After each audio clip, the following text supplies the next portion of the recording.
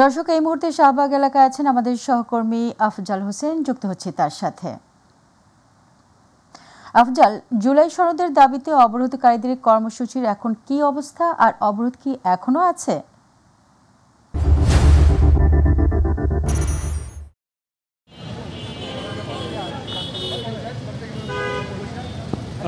জি, আমি এই মুহূর্তে শাহবাগের যেই পয়েন্টে দাঁড়িয়ে আছি, এখানে গতকাল সকাল ৯টা থেকে অবস্থান করছিলেন জুলাই যোদ্ধা সংসদ নামের একটি গ্রুপ। তারা এখানে মূলত এই যে এখানে রাজধানীর ব্যস্ততম যে এরিয়া, এটার সব দিকে ব্লক করে তারা এখানে কাল থেকে অবস্থান করছিলেন।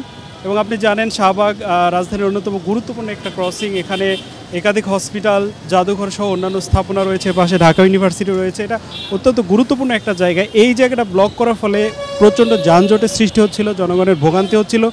এই কথাটি মানে বারবার তারা বলছিলেন। এদিকে এই অবস্থায় জুলাই যোদ্ধাদের আরেকটা গ্রুপ এখানে আসে এবং তাদেরকে সন্ধ্যার শুরুর দিকে আর কি, ঠিক সন্ধ্যার সময়ে তাদেরকে এখান থেকে অনেকটা জোরপূর্বক সরিয়ে দেয় এবং তাদের যে মঞ্চ ছিল সেটা ভেঙে দেয়। এবং তার পরপরই এখানে পুলিশ আসে শাহবাগ থানা থেকে এবং তারা এসে বাকি যারা ছিল তাদেরকে সরিয়ে দেয়। এবং এখন আপনি দেখছেন চারপাশে গাড়ি ঘোড়া ঠিকঠাক চলছে এবং এখানে পুলিশের টহল একটু আগে অনেক ছিল, তারাও সরে গেছে। এখন আসলে পরিস্থিতি অনেকটাই স্বাভাবিক। এখানে অল্প কিছু গণমাধ্যম কর্মী ছাড়া আসলে তেমন কেউ নাই। রাস্তায় যদি দেখাই, রাস্তায় এখানে দেখবেন যে গাড়ি ঘোড়া একেবারে স্বাভাবিকভাবেই চলছে অন্যান্য দিনের মতো। এই গতকালকে থেকে এই জায়গাটা পুরোটা স্থবির হয়েছিল।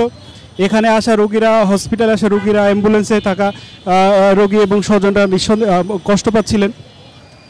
কিন্তু আজকে সন্ধ্যার পর যখন অন্য একটি গ্রুপ এসে তাদেরকে সরিয়ে দেয়, যদিও দুই গ্রুপের দাবি অ্যাকচুয়ালি একই। তারা মূলত বলছেন যে জুলাই সনদ এবং জুলাই ঘোষণাপত্র অবিলম্বে ঘোষণা করতে হবে এবং সেটা বাস্তবায়ন করতে হবে। দুই গ্রুপের দাবি একই ছিল, কিন্তু যেহেতু একটি গ্রুপ শুরু থেকে এসে এখানে যানজট সৃষ্টি করছিল, সব দিকে রাস্তা ব্লক করে রেখেছিল, এজন্য অন্য একটি গ্রুপ আসে এবং সেই ব্লকগুলো বা যে বাঁশ দেওয়া ছিল রাস্তায় সেগুলো তুলে ফেলে এবং মঞ্চ ছিল সেটা ভেঙে তাদেরকে এখান থেকে সরিয়ে দেয়, তাদেরকে পুলিশ সাহায্য করে।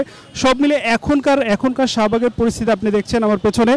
এখানে পর্যাপ্ত স্বাভাবিকভাবে গাড়ি চলছে এবং সব কিছু স্বাভাবিক আছে এবং এখান থেকে যারা আন্দোলনকারী ছিল তারা সবাই এখান থেকে সরে গেছে। এই ছিল জেসমিন আমার কাছে সবশেষ।